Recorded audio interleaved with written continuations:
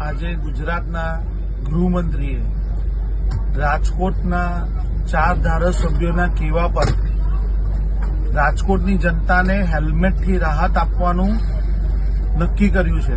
એ ગૃહ રાજ્યમંત્રીને જાણ હોય કે ગુજરાત, રાજકોટ, સુરત, અમદાવાદ ગુજરાતમાં છે. એક જ રાજ્યની અંદર 2 કાયદા હોતા નથી અને સુરત પાકિસ્તાનમાં નથી, ગુજરાતમાં છે. એમને એવી જાણ હોવી જોઈએ.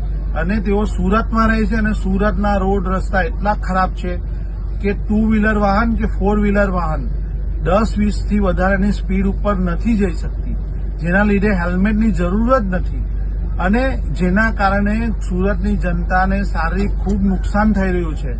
અને સુરત પોલીસ સૌથી વધારે દંડ અને ડર હેલ્મેટના નામે સુરતના લોકો સાથે ઉઘરાવી રહી છે.